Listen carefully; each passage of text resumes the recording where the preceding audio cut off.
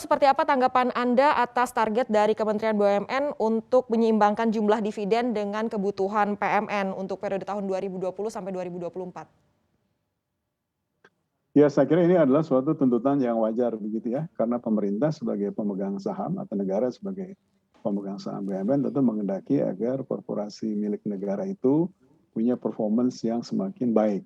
Dan itu bisa dicerminkan kalau kemudian kontribusi negara lewat injeksi PMN itu kemudian bisa dikembalikan dalam bentuk return-nya misalnya dalam jumlah setoran dividen juga yang memadai begitu ya.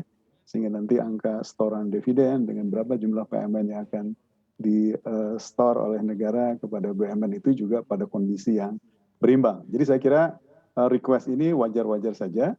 Tinggal sekarang bagaimana BUMN dalam situasi saat ini bisa cepat melakukan recovery sehingga target yang ditetapkan oleh pemerintah itu juga bisa terpenuhi ya. Saya kira ini bukan situasi yang mudah karena dalam situasi seperti saat ini saya kira dunia usaha pada umumnya mengalami kesulitan besar termasuk BUMN.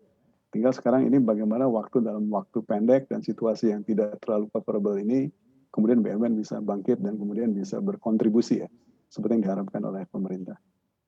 Ya Pak Toto, sesuai dengan tema yang kami angkat pada hari ini, jadi menurut Anda dari sisi urgensinya juga di pandemi ini seperti apa sih Pak?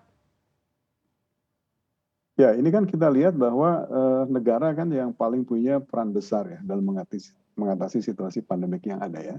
Dan negara tentu harus menggunakan instrumen yang mereka miliki. Termasuk di sini tentu adalah badan usaha milik negara sebagai ujung tombak negara ya. Saya kira kemudian mereka sudah masuk pada banyak aspek penting ya terkait dengan penanganan pandemik ini ya. Baik dari sisi misalnya sektor kesehatan ya, di mana banyak sekali BUMN berperan di situ ya. Dari sisi juga ketahanan sisi lainnya misalnya dari sisi pangan, distribusi dan macam-macam. Jadi saya kira harapan yang dibebankan kepada BUMN-BUMN ini menjadi kata kunci bagaimana mereka bisa perform ya dengan lebih baik ke depannya.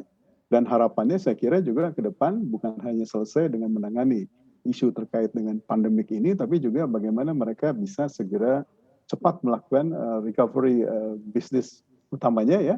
Sehingga nanti ke depannya saya kira bukan hanya dari sisi penugasan-penugasan saja mereka akan menonjol, tapi juga ke depan bagaimana mereka bisa meningkatkan daya saing sebagai suatu korporasi yang memang betul-betul mampu ya bersaing di pasar atau di market.